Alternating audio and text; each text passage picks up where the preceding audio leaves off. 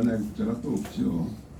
그동안에 투쟁을 많이 했고 옥고도 치르고 나왔는데 오늘 이렇게 또 좋은 강연을 해주셔서 우리가 사실 이 무슨 PC가 어떻고 우리 세대에는 사실 그 기술적으로 좀 알기가 어려워요. 그래서 그동안에 이 변 대표가 여기저기서 강연하고 외치고 그런 소리 조금 들었지만은 사실 이것을 구체적으로 알기는 상당히 힘듭니다. 저는 아직도 지금 헷갈리고 있습니다. 그 JTBC 그 조작 이런 것을 다 우리가 알 수가 없는데 오늘 변 대표 변고은이 아마 명쾌한 설명을 해줄 줄 믿습니다. 그리고 그동안에 치른 고생이 없고 이거 반드시 보답을 받을 날이 있죠. 곧 옵니다. 난 그때가 곧 올다고 생각합니다. 최근에 그 우리 전직 외교관들이 이제 62명이 또 시국 선언을 한 게 있습니다. 그래서 그것은 뭐 이 메이저 신문에는 물론 보도 안 하죠. 언론이라는 게 완전히 지금 장악돼 있으니까. 그러나 여러 유튜브를 통해서 이제 알려지고 그랬는데. 자, 그럼 우리 변희재 고문님 뜨거운 박수를 좀 부탁드립니다.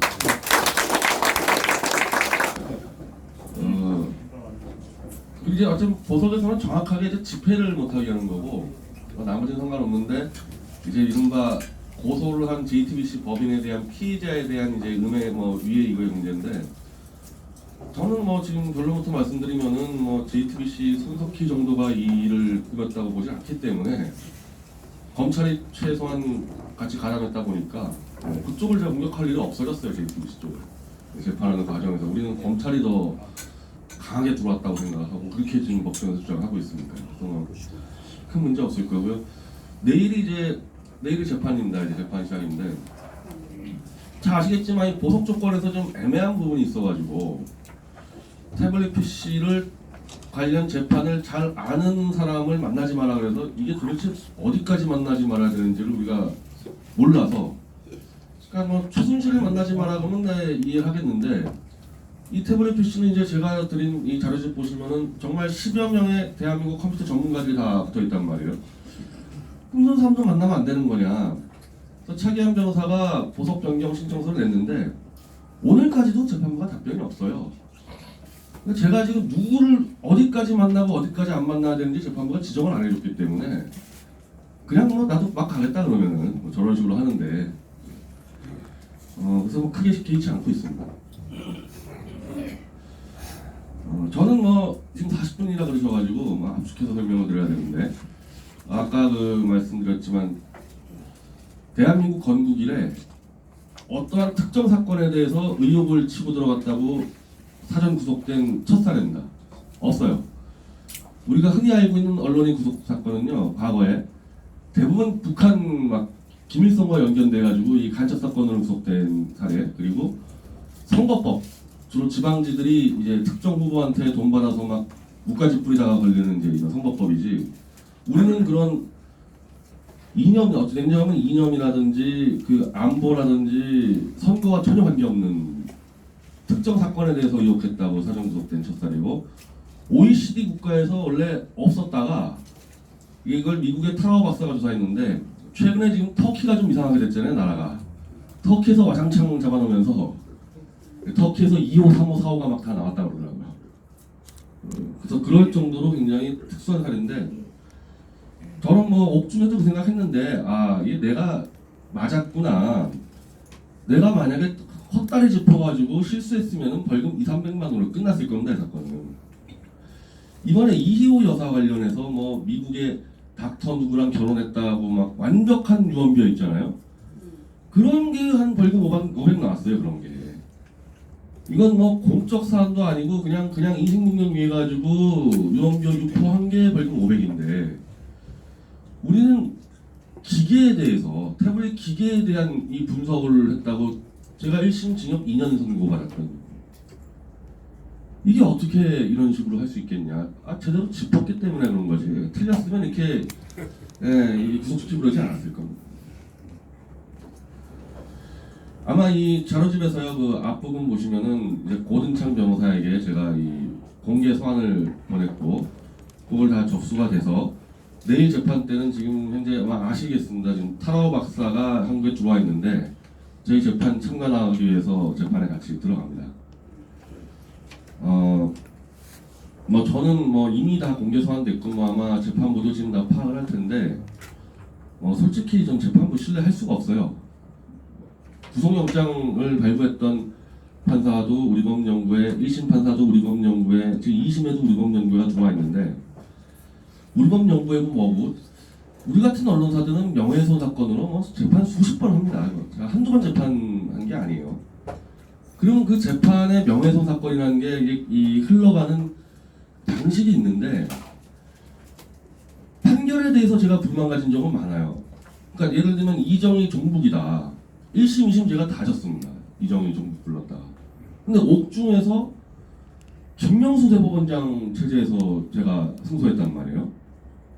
근데 1심, 2심에서 제가 졌을 때도 재판 과정은 공정했단 말입니다. 그러니까 한 30여 번 재판 받을 때 재판 과정이 불공정했다 생각한 적은 한 번도 없어요.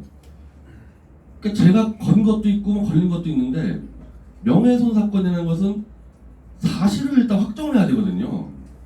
이 사람이 주장한 게 허위 사실인지 사실인지를 확정하고 그러면은 허위 사실이면 허위 사실에 대한 명예훼손이고 사실이면 사실적시에 대한 명예훼손이어서 이게 공적으로 이게 인정돼야 안 돼야 그걸 따지기 때문에 일단 딱 시작하면은 사실 확인으로 쫙 들어갑니다.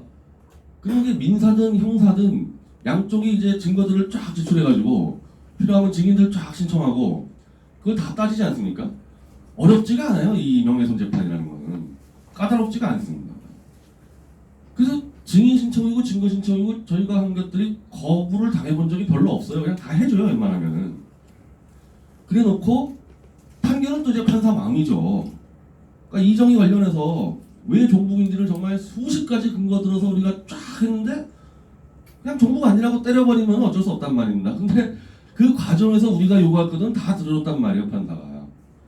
근데 이번 사건은 전혀 다르게, 지금까지 제가 수십 번 재판한 것과 다르게 이 사건이 손석희가 보도한 최순실의 태블릿 PC 사건이죠. 이게 간단하지 않습니까, 이게?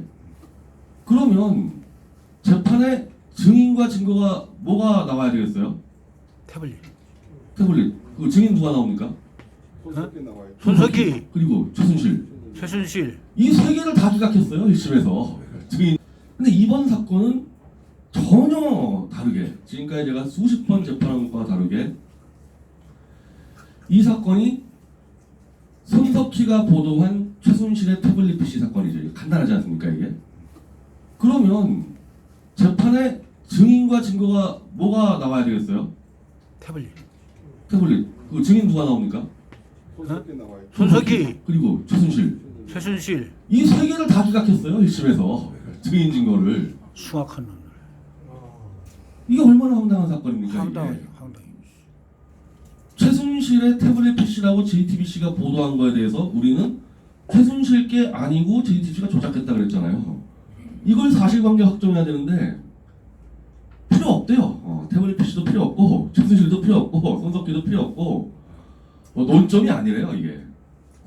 그래서 막 당황을, 우리 도대체 뭔가 이게 뭘 어떻게 하겠다는 거가.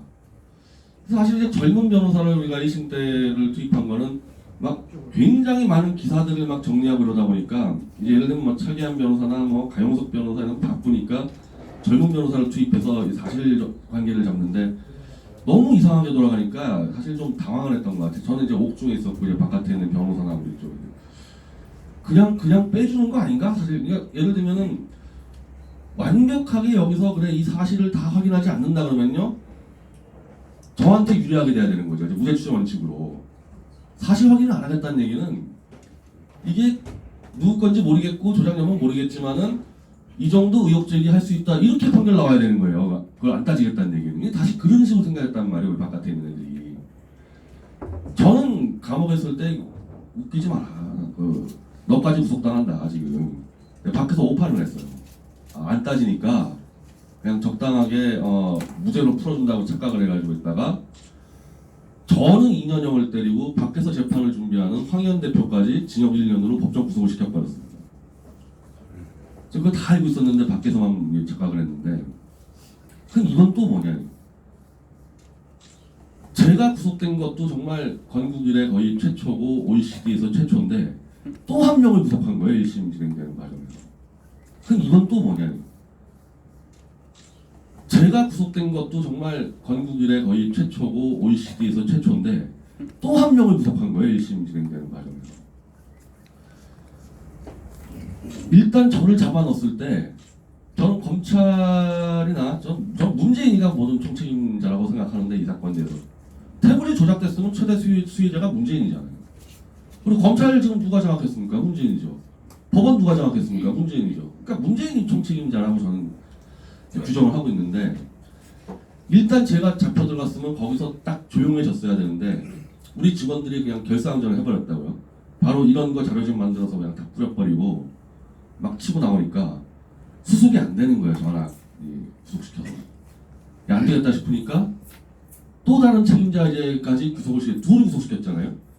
여기서 끝나야 되는데 오히려 이제 11월, 그러니까 작년 11월부터 지금까지 사실 제가 감옥 가기 전에 태블릿 조작소를 제기했던 거는 사실은 JTBC 보도가 한 26건이 오보가 나왔어요. 이 태블릿 보도에 관련해서. 까지 사실 제가 감옥 가기 전에 태블릿 조작소를 제기했던 거는 사실은 JTBC 보도가 한 26건이 오보가 나왔어요. 이 태블릿 보도에 관련해서.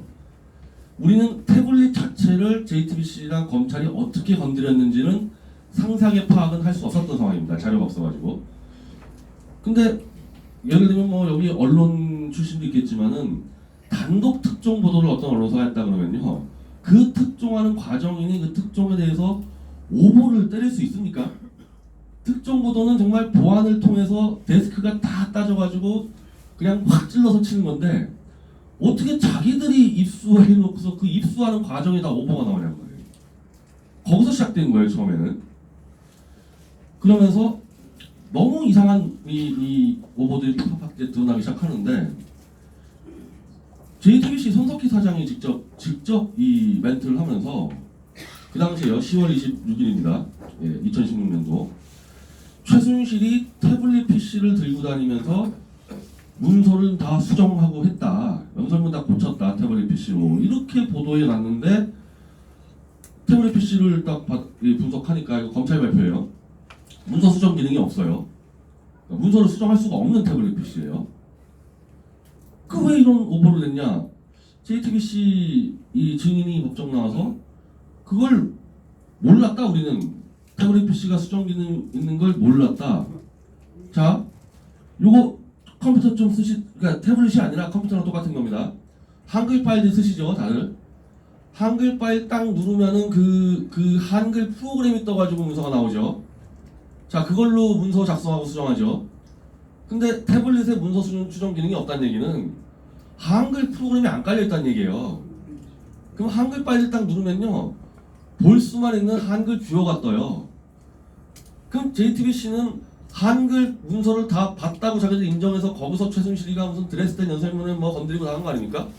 아니 그러면 자기들이 한글 문서를 띄우면 한글 뷰어가 떴는데 어떻게 수정 기능이 없다는 걸 모르겠어요. 이런 것까지 오보를 내고 뭐 제가 볼 땐 명백한 위증이거든요. 이런 걸 위증을 타니까 이런 게 수십 건이라니까. 이런 게 수십 건이니까 이때부터 이상하게 생각을 하고 이 본체 태블릿에 대해서 이상한 것들이 드러나는 거는 이제 검찰의 포렌식 결과를 최순실 1심 재판에서 계속 최순실은 태블릿을 보여달라고 계속 요구를 해왔는데 끝까지 안 보여줬습니다, 검찰이. 그러다가 하도 이제 이경재 변호사가 요구하니까 태블릿을 입수하자마자 검찰이 이 포렌식 분석, 태블릿을 어떤 기계에 딱 연결하면요, 태블릿 사용 내역을 쫙 뽑는 몇천 페이지, 몇만 페이지짜리 보고서가 쫙 나옵니다. 그거를 검찰이 공개를 했습니다. 이제 거기서 우리가 이제 딱 짚은 게 워낙 검찰 이 보고서가 허접하고 허술해서 참 알아보기도 힘들었는데 태블릿 PC의 연락처에 청와대 김모 행정관의 여자 사람 친구 사진과 연락처가 나왔습니다. 여자 사람 친구라는 의미 아시죠? 애인은 아닌 그냥 친한. 그래서 그 여자에 대해서는 청와대나 박근혜 캠프 사람도 잘 몰라요. 그냥 특정 친구니까. 캠프에 일은 했다는데 거의 한두 명만 알고 있는 그 청와대 행정관 여자 사람 친구 사진과 연락처가 딱 나와 있으니까 우린 처음부터 저 태블릿 PC가 청와대 공룡이라고 주장을 해왔던 겁니다. 공룡이에요. 그러면 최순실 거면 이건 제가 시작부터 문제 제기한 거죠. 최순실의 딸 정유라 사진이나 뭐 손녀 사진이나 이런 게 나와야 되는 거 아니냐 태블릿 PC에. 왜 없냐 그런 사진들이. 근데 떡하니 그냥 연락처에 그 청와대 행정관 여자 사람 친구가 나왔으니까 서로 모릅니다. 이건 양쪽이 다 인정했어요. 최순실 몰라요. 이게 어떻게 들어가 있냐는 거죠. 이게 이 태블릿 PC에. 그거 말고도 이제 국가수에서 이 검찰 포렌식 가지고 도저히 인정 못하겠다 해서 1심에서 이제 국가수에 의뢰를 해서 막판에 재분석을 하는데 그때 이제 국가수에다가 정확하게 누가 썼는지를 밝히라고 요구를 했죠. 최순실 쪽에서. 애매하게 답변했습니다. 애매하게. 근데 일단 1안과 2안이 있는데 1안에는 다수의 사용자가 있었다는 정황이 많다. 그건 뭐냐면 이 스마트폰이나 태블릿 PC나 이제 개인용 기기잖아요. 이게 데스크탑은 공용으로 쓰지만 사실 이제 태블릿은 개인용인데 개인용으로 보기에는 이 태블릿을 사용하기 위해서 계정 메일을 등록하는데 계정 메일이 너무 많이 바뀌었다 이거예요. 개인으로 썼다고 볼 수 없고 다수가 사용했을 가능성이 있다. 저희 원래 추론과 똑같잖아요. 청와대 공룡이다. 그래 놓고서 이제 또 이 안에다가는 뭐 한 명이 썼을 것도 또 배제할 수 없다. 그러니까 1안이 일단은 다수의 사용자니까 우리는 이제 그게 이제 맞다고 생각을 했던 거고 실제로 최순실이 썼다고는 답변을 못했어요. 국가수가. 답변할 수가 없었죠. 다수가 사용한 흔적이 있는데 어떻게 최순실 거라고 얘기를 하겠습니까? 근데 검찰이 JTBC와 함께 국가수 보고서를 왜곡 조작했죠. 국가수 보고서를 조작해서 국가수가 최순실 거라고 과학적으로 입증했다. 이걸 확 돌려버렸습니다.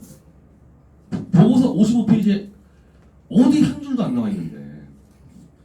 그래서 최순실 2심에서 결국 이 증인으로 그냥 불러서 국가수 연구원이 증인으로 출석을 해서 이경재 변호사가 바로 물어봤죠. 당신들이 이게 최순실께 과학적으로 맞다고 결론 내렸냐?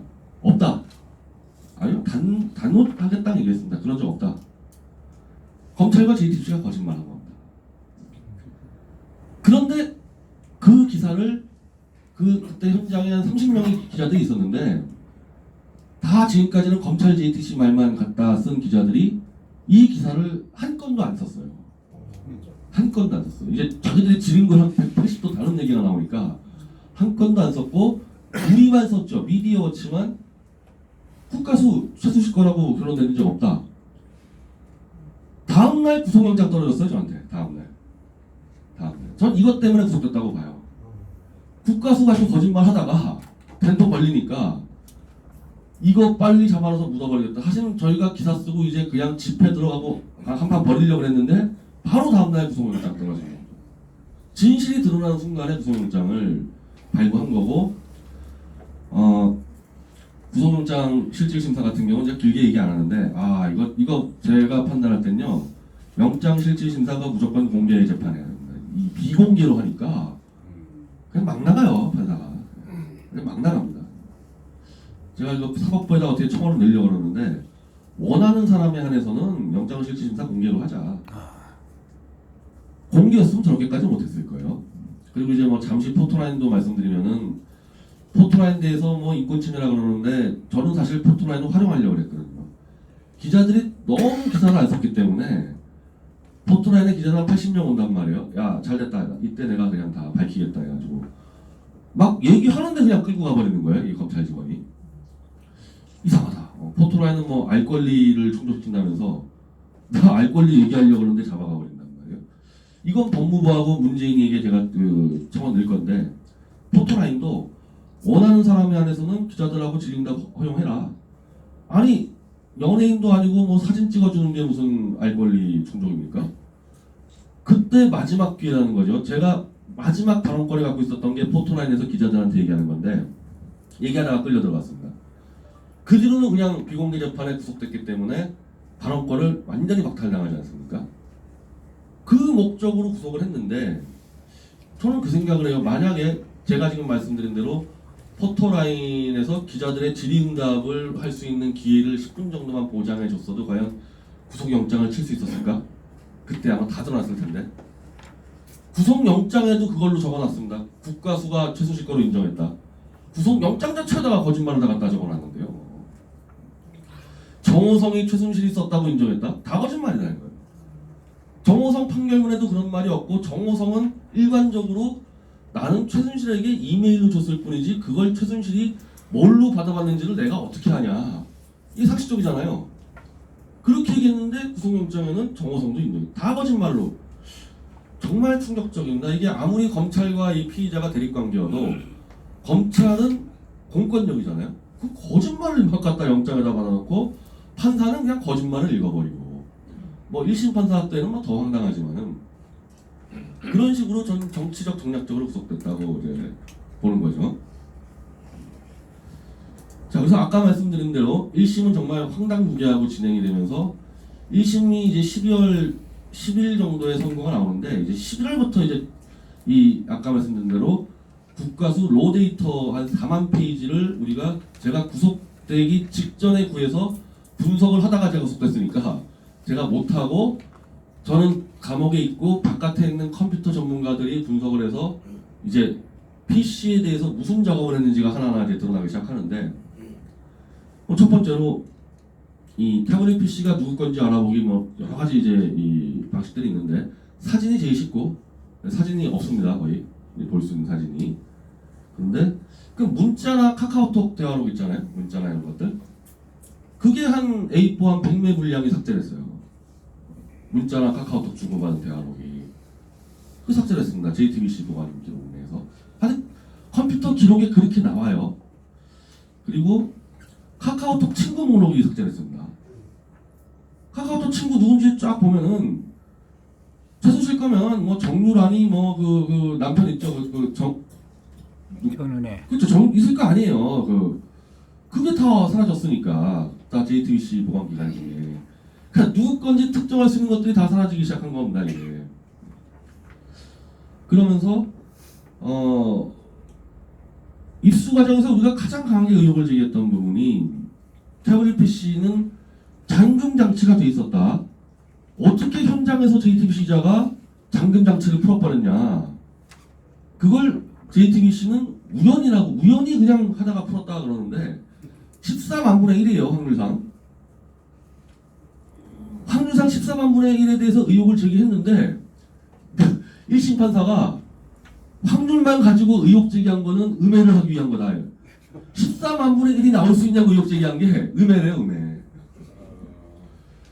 근데 결국 컴퓨터 기록상으로는 비밀 패턴으로 푼 게 아니고 푸는 방법이 두 개가 있습니다. 비밀 패턴 우리가 이렇게 푸는 거 하나 있고 아까 말씀드린 계정 메일로 푸는 게 있어요. 메일 아이디하고 이 비번 쳐서 푸는 게 있는데 메일 아이디하고 비번 쳐서 풀었어요. 그게 기록이 나와요. 그러면 그 청와대 메일 아이디하고 비번을 JTBC 기자 누구한테 받았냔 말입니다. 그래서 제가 청와대 김모 행정관하고 공모했다는 얘기가 그런 부분들이거든요. 실제로 JTBC는 이건 뭐 일찌감치 우리가 알았지만은 태블릿 PC를 입수를 해서 개통자를 누군지를 일단 확인해야 될 거 아닙니까? 누구 건지 알려면은. 근데 개통자는 검찰 말고 확인할 수가 없어요.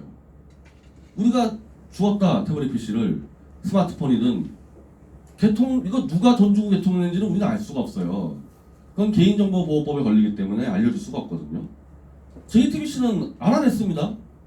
누가 개통했는지를. 청와대 김한수 행정관이 개통했다. 어떻게 알아냈냐 이거예요, 그거를. 김한수한테 본인에게 직접 듣지 않고 어떻게 알아냈냐. 1년간 답변 안 하고 질질 끌다가 법정에 나와서는 SKT 대리점 가서 알아냈다 그러는데 SKT 대리점에서 그거 알려주면요 개인정보보호법 위반으로 7년 이하 징역 받습니다. SKT가 받은 자는 5년 이하 징역. 정보 알려준 자는 7년 이하 징역인데 미친 사람이 아니고 SKT 대리점 직원이 이걸 어떻게 알려줍니까? 그러니까 당연히 대리점 어딘지도 밝히지 못하고 우린 당연히 그러면 증인 신청해야 되는 거예요. 그 알려줬다는 사람을.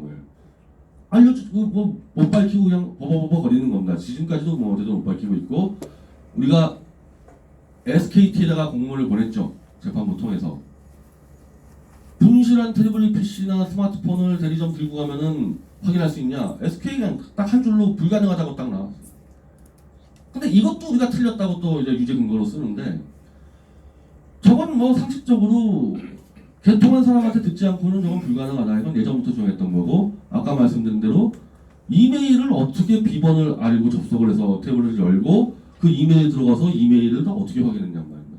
누군가 알려주지 않고 어떻게 이메일 아이디하고 비번을 알겠냐는 겁니다.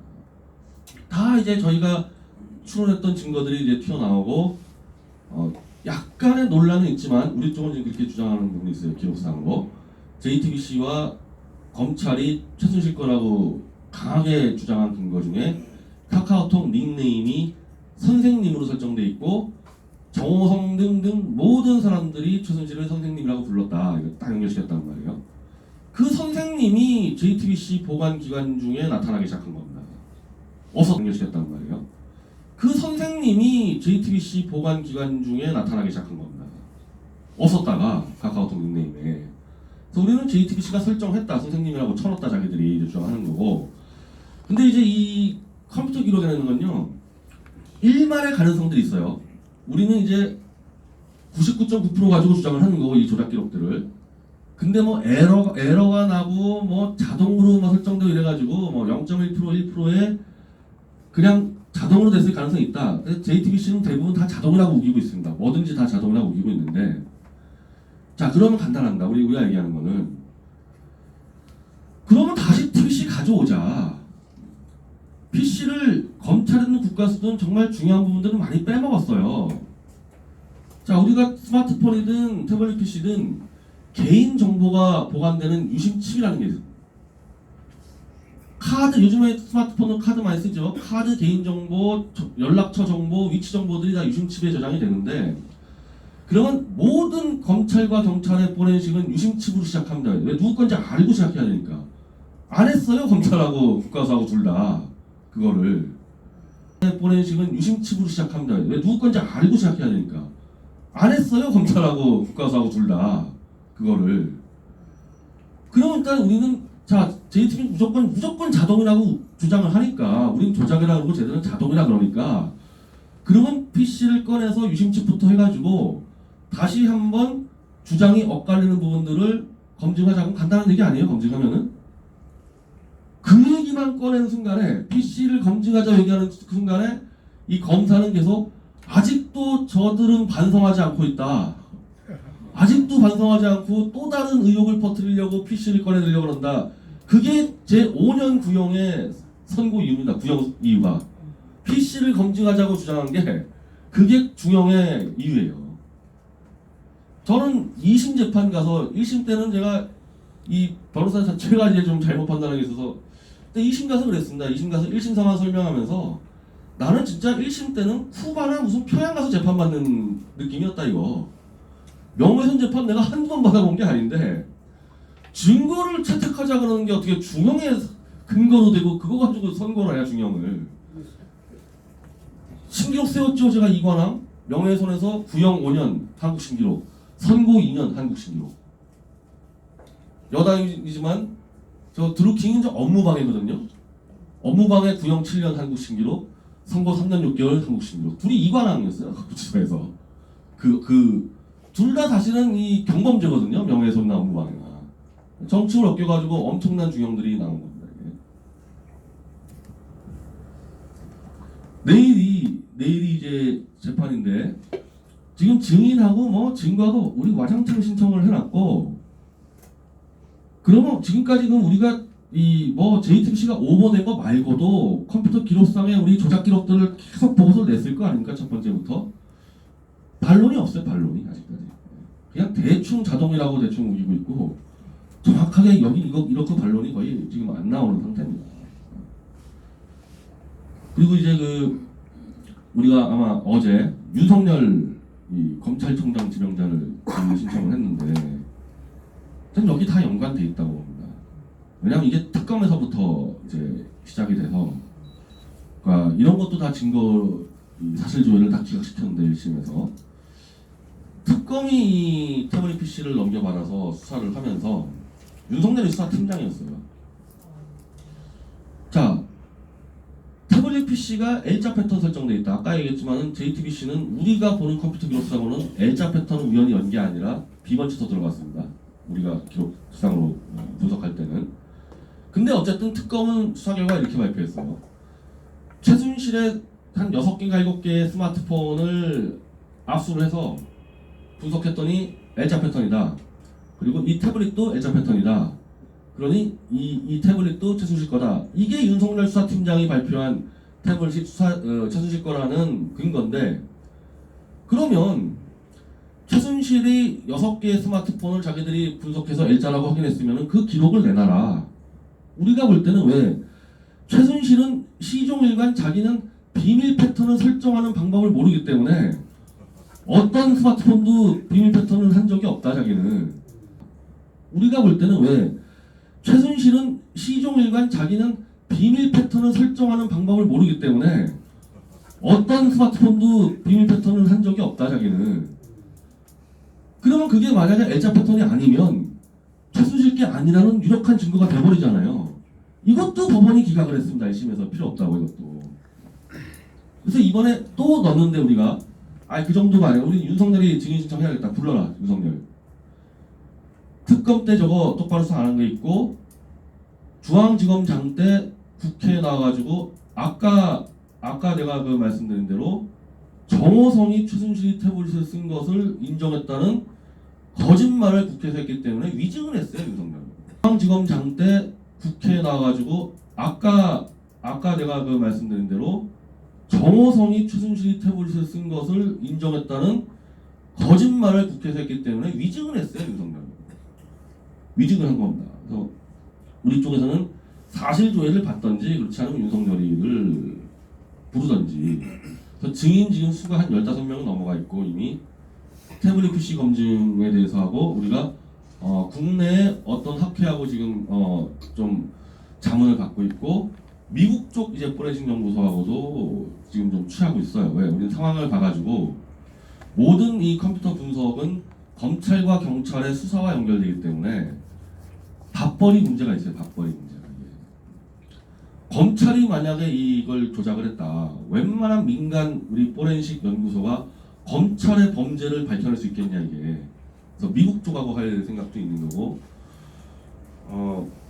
만반의 준비를 하는데 저는 과연 재판부가 물론 증인 15명이지만 증인 한 명도 없이도 태블릿만 꺼내 오면 되는데 그걸 미국에서 하든 뭐 어디서 하든 물론 검찰이 무서워서 똑바로 못할 가능성이 있지만은 국가수도 그랬지만 어쨌든 국가수 분석으로 드러났기 때문에 아주 정밀하게 이렇게 딱 안을 잘 만들면 할 수 있단 말이에요. 근데 태블릿을 꺼내 들었을 때 저는 뭐 100% 다 밝혀진다고 봐요. 누구 건지 JT. 근데 태블릿을 꺼내 들었을 때 저는 뭐 100% 다 밝혀진다고 봐요. 누구 건지 JTBC와 검찰이 뭘 어떻게 했는지. 그리고 그거는 검찰이 저렇게 그냥 태블릿 꺼내자고만 얘기하면은 그냥 발악을 하는 그 수준으로 볼 때, 그리고 1심 판사가 그렇게 말도 안 되는 이유로 태블릿을 증거 채택을 거부한 걸 볼 때 본인들도 아는 겁니다. 이게 꺼내 들어왔을 때 어떤 사태가 벌어질지를.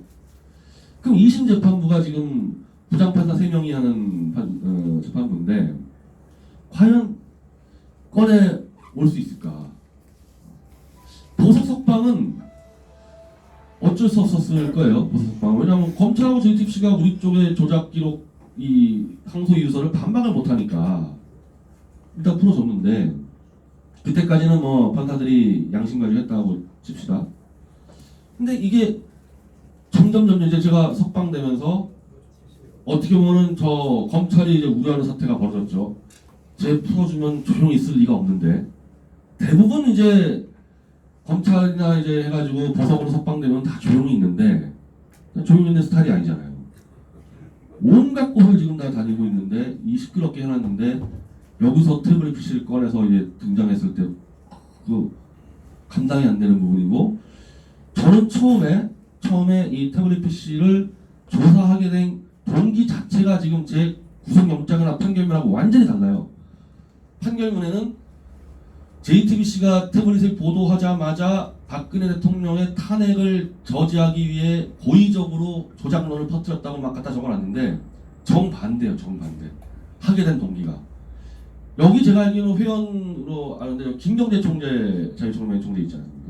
제가 그때 총재 특보하고 있었는데 JTBC 보도 이후로 원래 우리 보수 동지들이 운영하는 미래한국이 제일 먼저 제기했어요. 다음날 조작서를.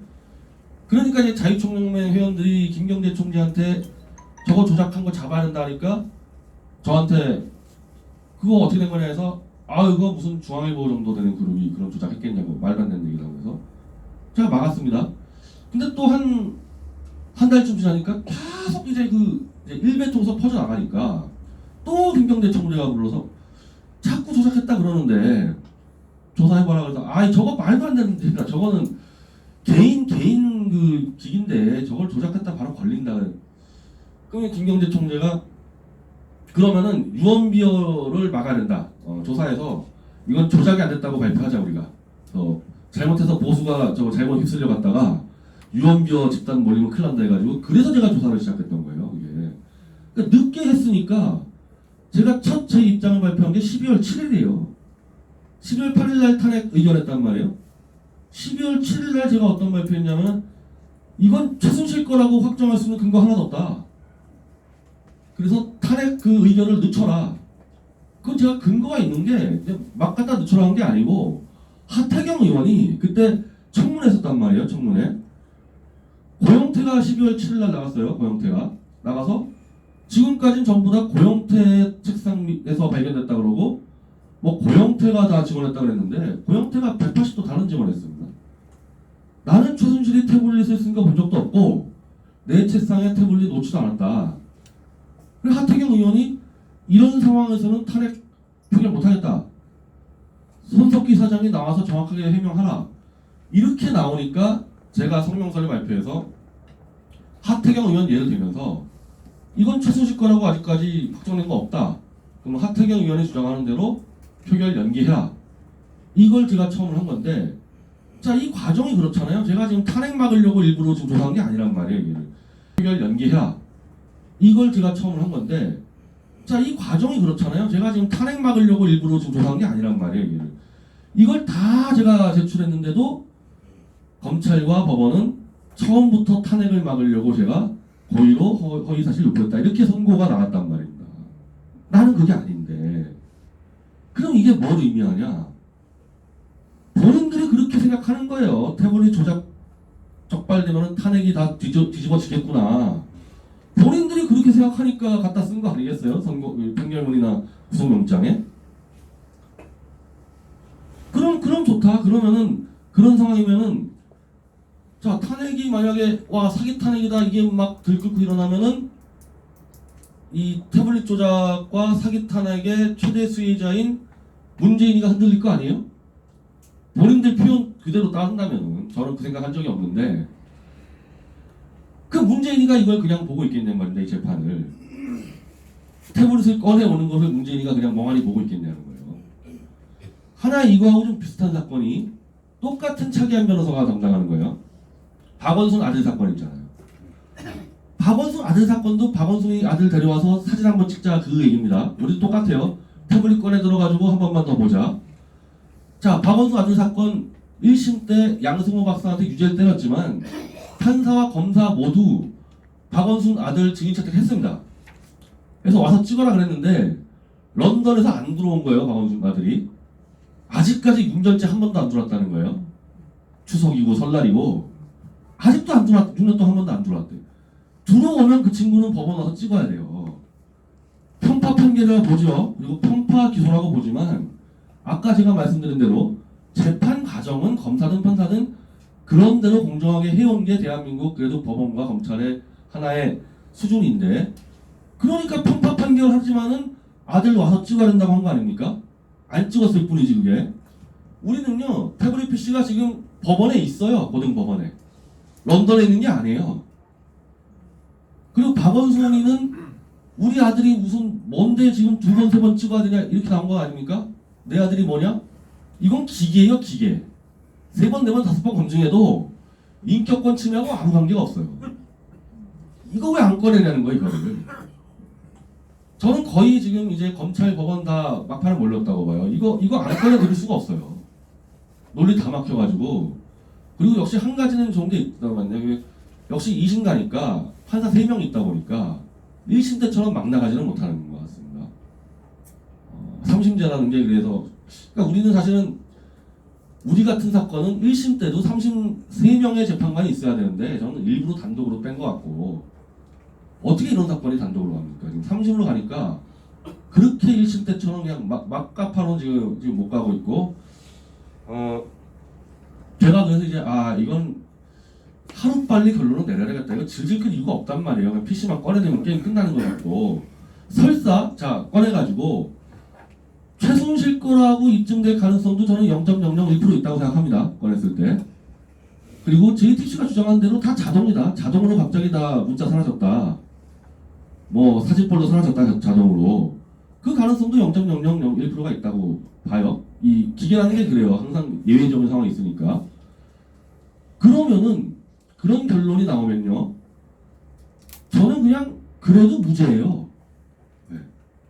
충분히 합리적으로 과학적으로 제기할 만한 문제 제기했기 때문에 그냥 그렇게 됐을 때 JTBC가 혐의를 벗는 거고 문재인이가 흔들림을 막는 거고 저는 그냥 무죄가 되는 겁니다. 그래도 과학적으로 제기만 하니까 왜 안 하냐는 거죠 이거를. 그 JTBC가 무수하게 보석 석방되기 제가 거의 당일날까지도 검찰은 포기했고 석방되는 거 JTBC가 계속 집어넣는 겁니다. 석방시키면 안 된다. 우리 기자들이 아직도 피해를 받고 있고 고통에 뭐 신음하고 있고 왜 안 꺼내드냐고 태블릿 PC를 꺼내 들어가지고 깔끔하게 해소하면 되는데 전 박원순 사건하고 굉장히 유사하게 다르지만은 이 사건이 더 쉽다 그거보다는 저긴 사람이 안 들어오는데 못하겠어요. 여긴 바로 법원 바로 있는데 전 이미 어제 제가 이제 계속 이제 유튜브 나가서 지금 이야기를 하고 내일은 제가 안 할 텐데 내일 재판 끝나고 공식 기자회견도 준비하는데 법원이 만약에 2심 법원이 또다시 태블릿 PC 증거 채택을 기각을 하면 난 재판 안 받겠다.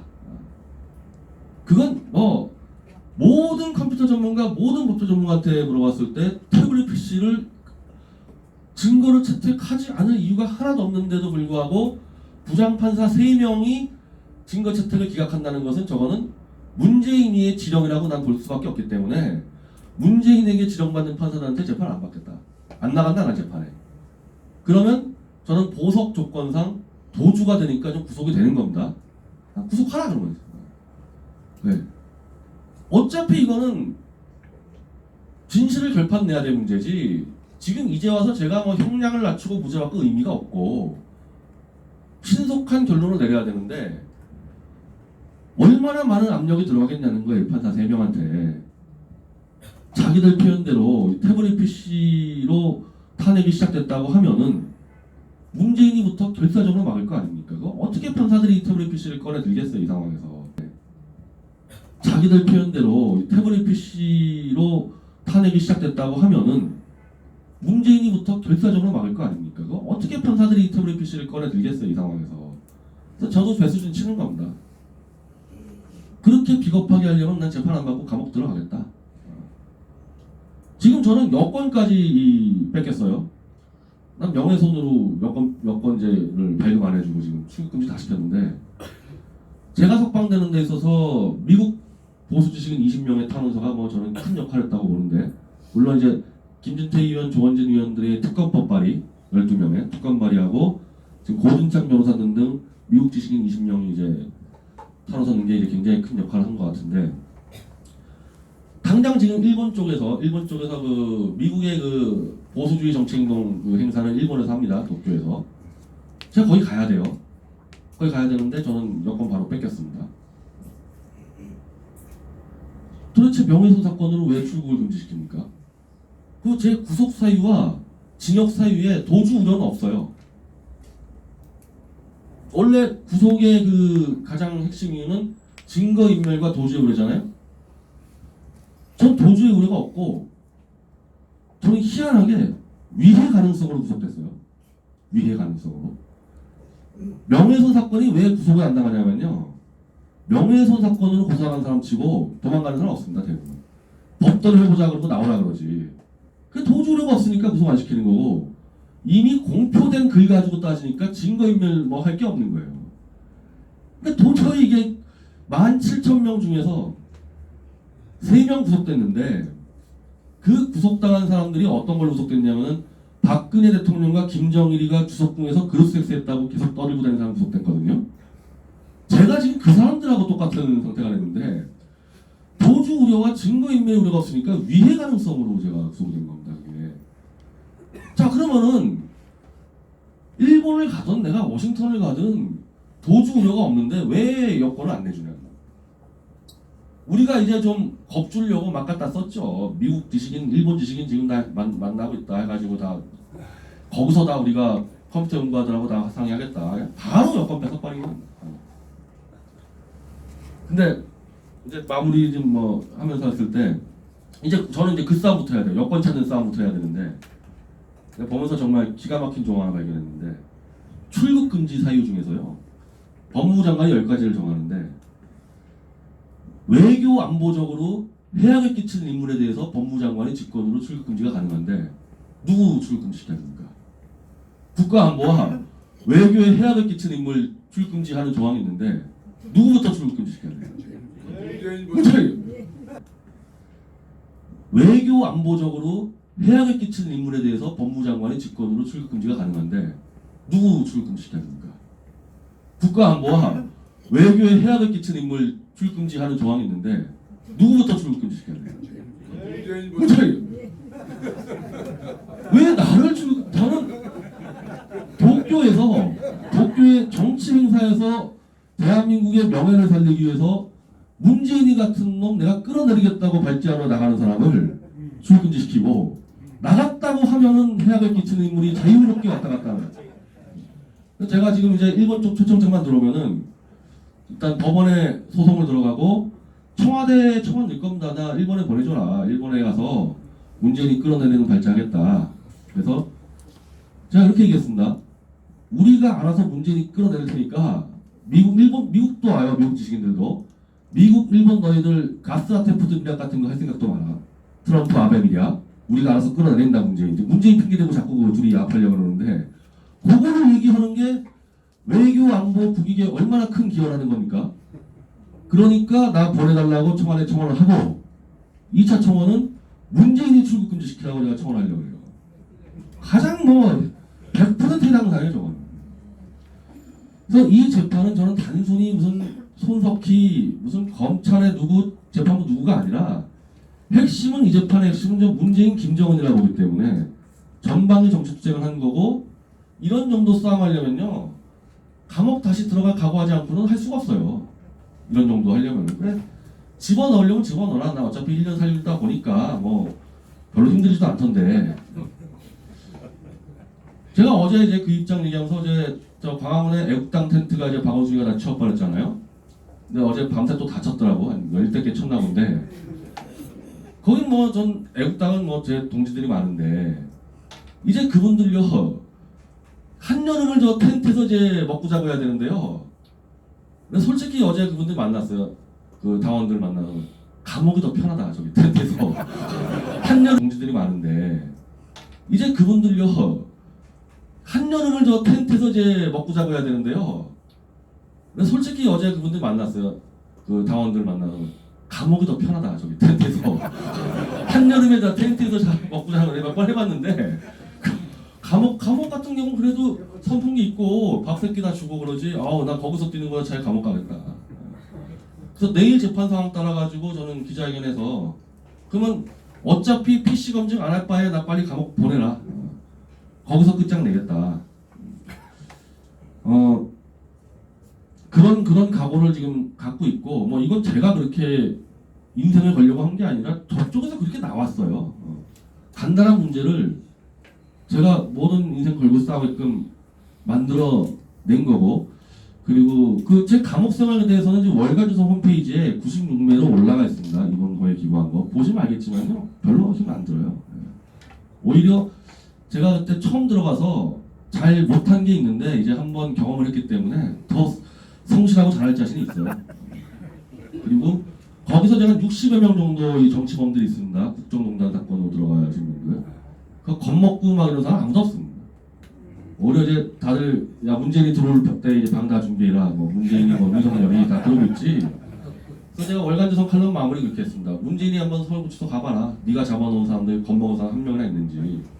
오히려 이제부터 문재인 밑에서 부역한 놈들 끌려갈까봐 벌벌벌 떠는 사태가 벌어질 건데. 월간조선 칼럼 마무리 그렇게 했습니다. 문재인이 한번 서울구치소 가봐라. 네가 잡아놓은 사람들 겁먹은 사람 한 명이나 있는지. 오히려 이제부터 문재인 밑에서 부역한 놈들 끌려갈까봐 벌벌벌 떠는 사태가 벌어질 건데. 그래서 문재인 같은 사람 상대할 때 단순히 JTBC와 저의 언론사 간의 대결이 아니라 문재인과 김정은이라는 그런 불법 권력과의 싸움이니까, JTBC와 저의 언론사 간의 대결이 아니라 문재인과 김정은이라는 그런 불법 권력과의 싸움이니까 그냥 저도 할 말 다 하고 잡아냈으면 잡아내라, 이런 자세를 갖고 밀어붙일 겁니다. 그래서 혹시라도 또 구속됐을 때 뭐 너무 염려들 하지 마세요. 예. 그거 다 문제 해결하기 위한 방법들이니까. 일단 발전 이 정도로 마치겠습니다.